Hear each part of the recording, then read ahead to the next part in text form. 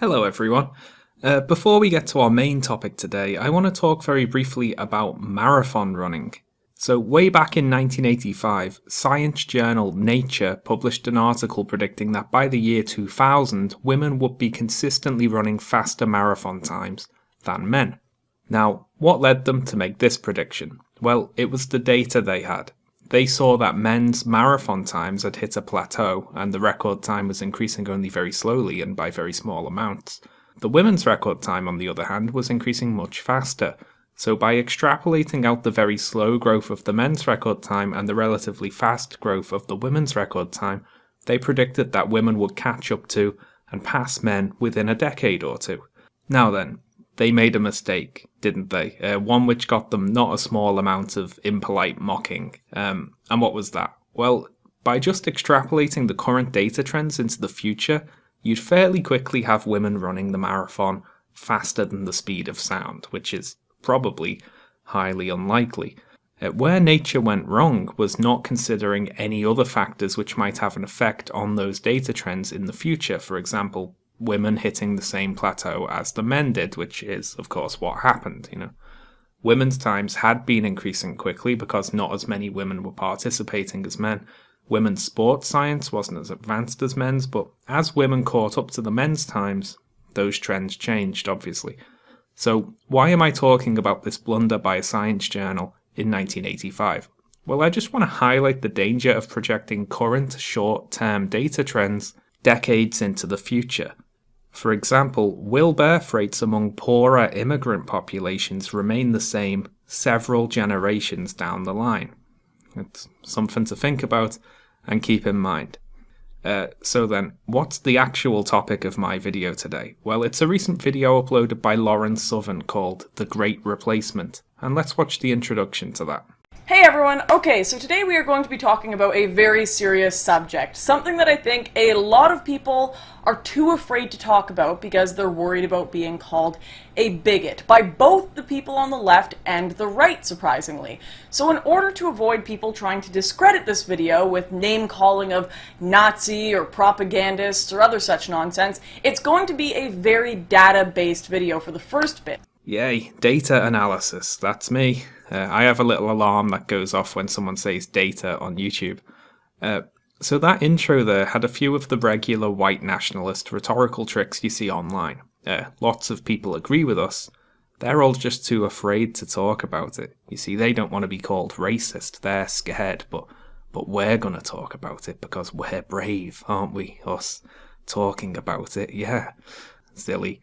Lauren also tries to avoid accusations of racist and Nazi by saying, this is a data-based video. I'm going to be talking about statistics. Statistics can't be racist, they're just a bunch of numbers.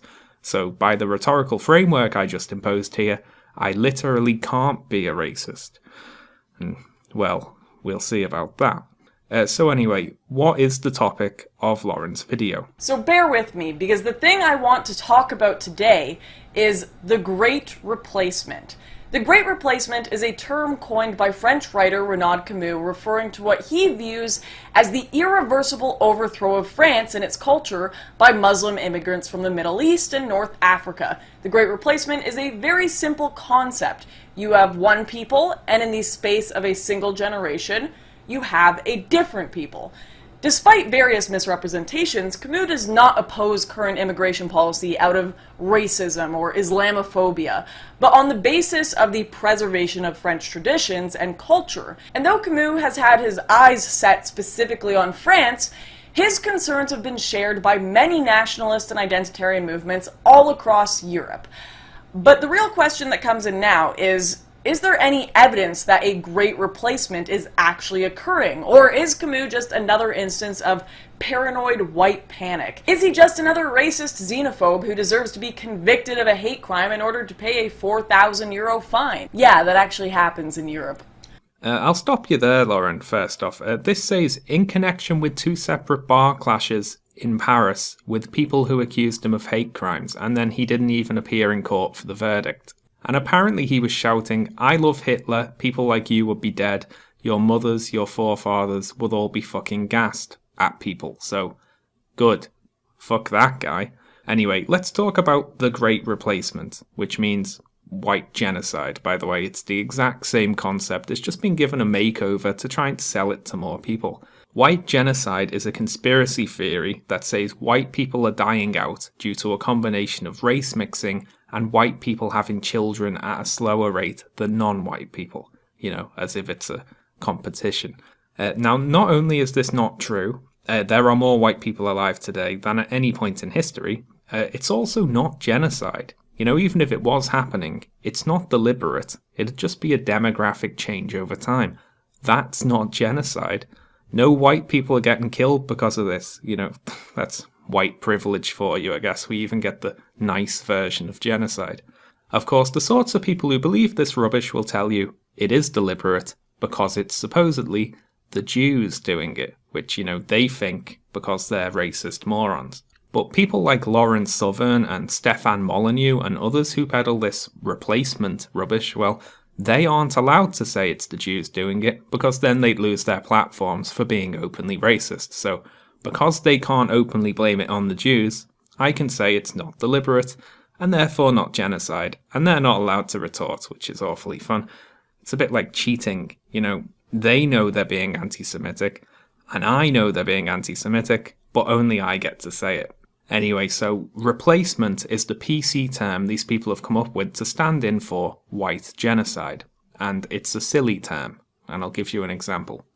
Here's a picture of a giraffe, say, and now I'm going to replace that picture of a giraffe with a picture of a dog. Do you see what happened there? I replaced one thing with another thing. That's what replacement means.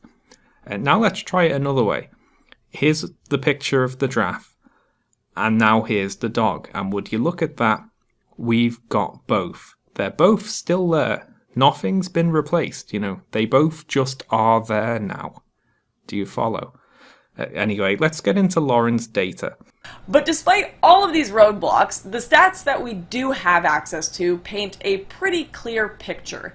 In 1993, 7% of the UK population was foreign-born, and 3.6% were foreign nationals. With the 2004 European Union enlargement and drastic shifts in immigration policy, those numbers rose to 13.5% and 8.9% in 2015. These populations are primarily of Indian, Pakistani, or African background. Uh-oh, that was a lie. Sorry, Lauren. So the stats that were just showed there come from the Migration Observatory from the University of Oxford. And Lauren cites two sources from the Migration Observatory. Let's take a look at those. The first is long-term international migration flows to and from the UK. And for a start, this one says, the share of EU citizens in LTIM inflows and net flows has increased. The share of EU citizens among incoming migrants has been steadily increasing since 2004, when it stood at 22%, and is much higher than the average for the 2000 to 2003 period when it stood at about 13%. By contrast, the share of immigrants from outside the EU has declined from 63% of all incoming migrants in 2004 to 45% in 2016. So according to this study, migrants from outside the EU account for less than half of the total incoming migrants. Now, I know you're Canadian, Lauren, maybe you don't know that much about Europe, so a little geography lesson for you. India, Pakistan, and Africa aren't in Europe. It's not even close. And if we take a look at the other Migration Observatory source, Migrants in the UK, an overview, that one actually lists the countries that migrants into the UK come from, and the number one spot is Poland. Poland tops the tables for both country of birth and country of citizenship among migrants in the UK. And take a look at these countries. The vast majority of countries on this list are within Europe. These are mainly European migrants coming into the UK.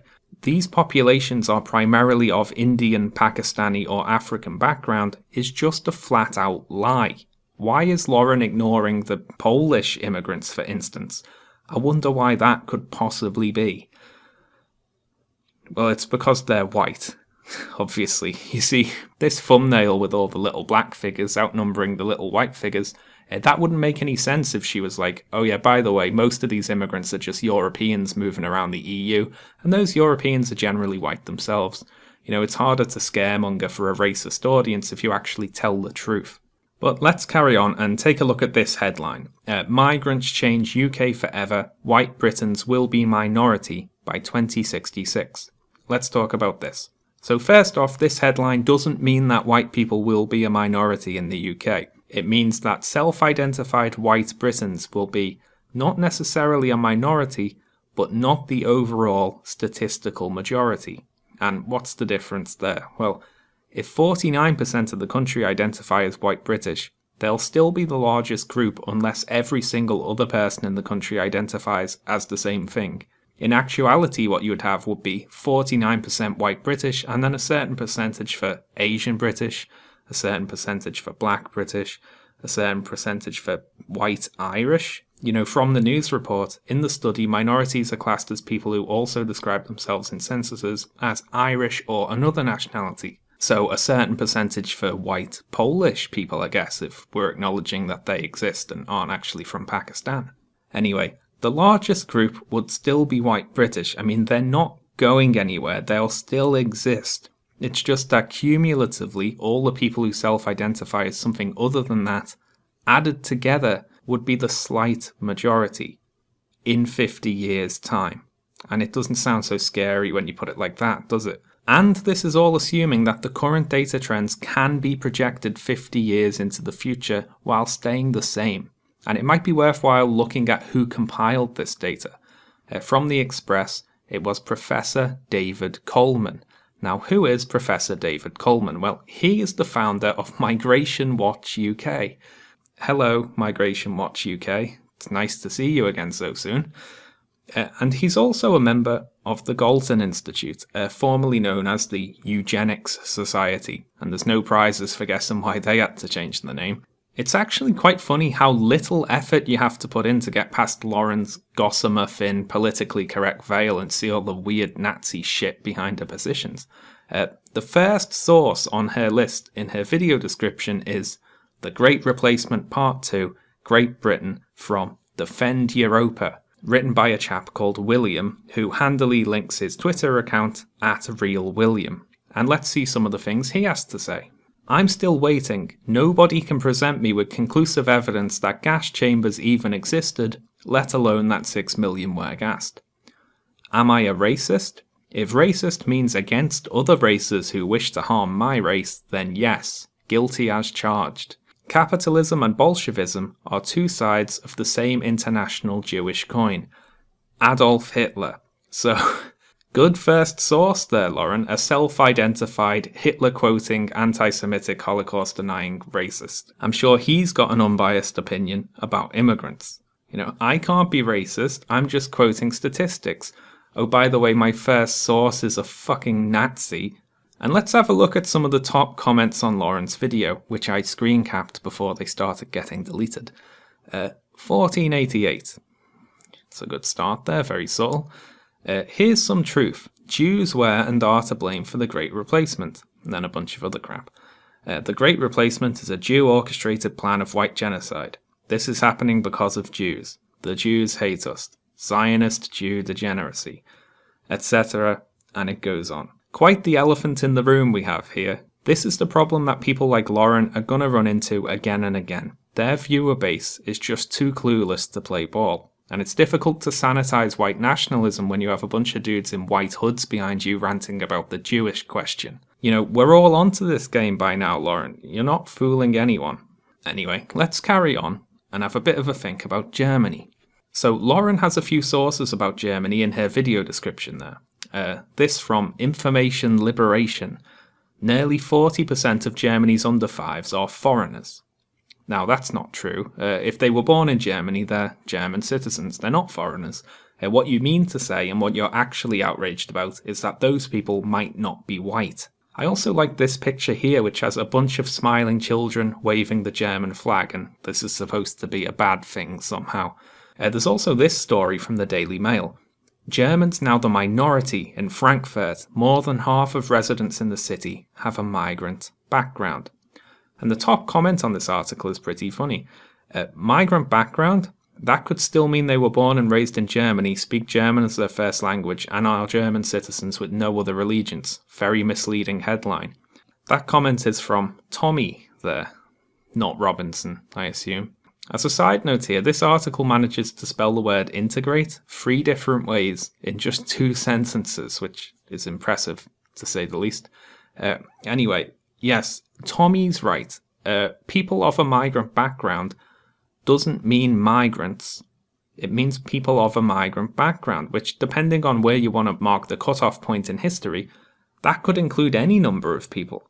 Also, again, not that it matters, but like in the UK, the majority of these migrants are from other European countries. Quoting the article, Turkish migrants are the largest non-German minority that are settled in Frankfurt, accounting for 13% of the population. A further 61% of residents who were born abroad have come from other countries within the European Union. Lauren, again, doesn't mention this because she's trying to mislead her audience about the race of the migrants. You know, if the majority of them are other Europeans, it ruins the white nationalist narrative.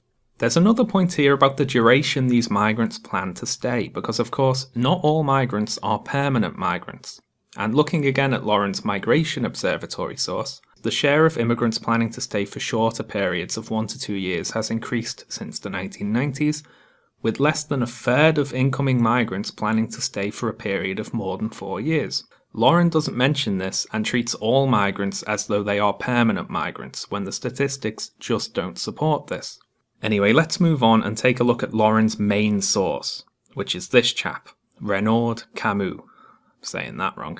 And let's have a little read of a WordPress blog post written about Camus and his replacement theory. That I found in Lauren's sources, by the way. Firstly, there is no racial replacement in Europe as the immigrants are not numerous enough to change the colour of the locals. Secondly, if there is a cultural drift, is that drift due to immigration or perhaps to globalisation, i.e. fashions and behaviours from around the world coming to our doorstep via the internet? His views lead him to make 2 astonishing statements. Firstly, he takes Israel as a positive example that Europe should be well advised to imitate by remigrating foreigners back to their country of origin. This is funny when one knows that Mr. Camus' supporters are in fact anti-Zionists, as anti-Semitism is now called among the thinking elite. Secondly, he argues that Europeans should contribute significantly more to the economic support and development in the Third World, and in particular Africa, basically paying them to stay home, rather than having them come and eat our food. No one of a serious mind would give support to Renaud Camus for these odd views. Well, and again, I didn't go looking for that source. This is listed in the description of Lauren's video. You can go and check. So anyway, I have a pro video making tip for you, Lauren. Maybe don't include links to articles that imply your main source is an irrational idiot. I mean, what happened there? Were there not enough positive articles about the guy, so you had to include ones that dunk on him for being a moron? I don't know.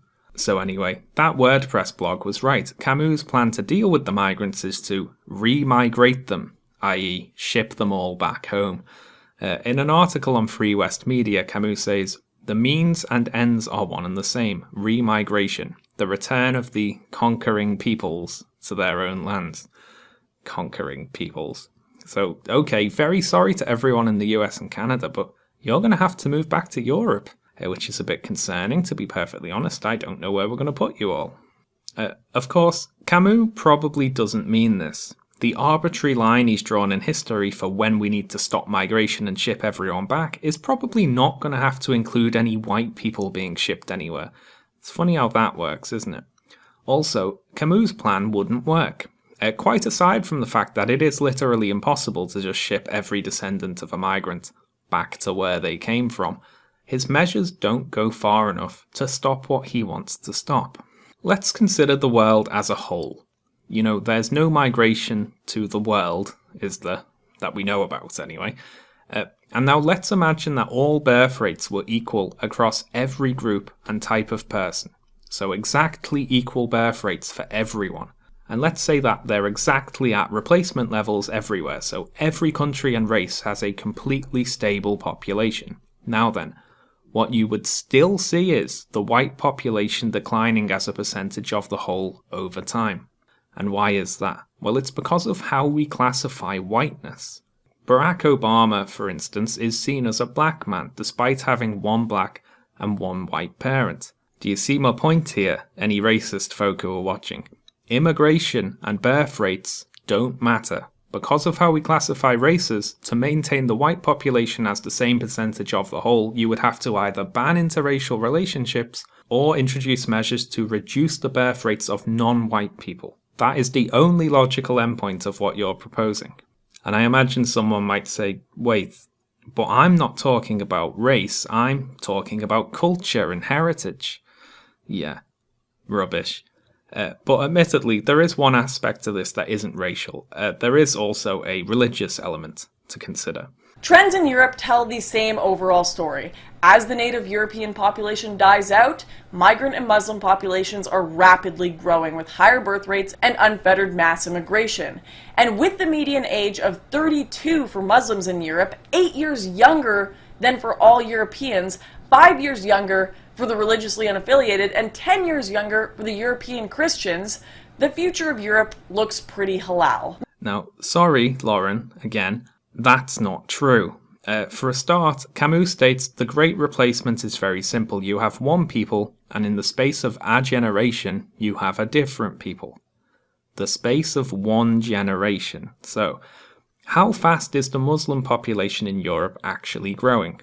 Well, according to another link in Lauren's description, by 2050, the population of Europe that is Muslim will be 10%. 10%. So, in 2050, I will be, for example, 62 years old. So when exactly am I supposed to be replaced? You know, you're telling me that if we don't act now, then in 33 years, assuming current data trends hold, remember, we'll still outnumber Muslims 9-1. You know, excuse me if I don't throw myself out the window in panic here, Lauren. The future of Europe looks pretty halal actually means that in several decades, they will just about be 10% of the population. And I can extrapolate data trends into the future too, as it turns out. The Muslim population of Europe as a percentage of the whole has been increasing by about 1% per decade. So for a clear majority, after they hit 10% in 2050, we'll just have to wait for around 40 decades, which is 400 years. So act now, people of Europe, or in the year 2500, we're really going to be in trouble. We'll have hover mosques or something. Muslims flying around in little Jetsons cars. Anyway. So let's talk about how this happened.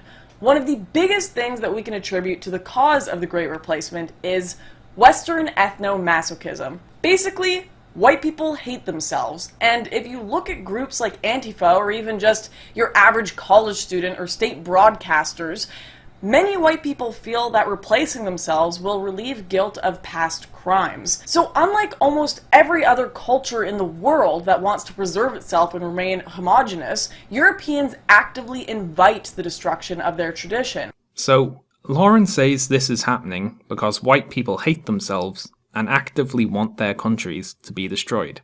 And it's a clever framing of the argument there. You know, this bad thing is definitely happening, and everyone agrees it is, but some people just want it to happen, you know. Well, speaking as a white man here, Lauren, I don't hate white people. And I don't want my country to be destroyed, but I still disagree with you because I think you're wrong.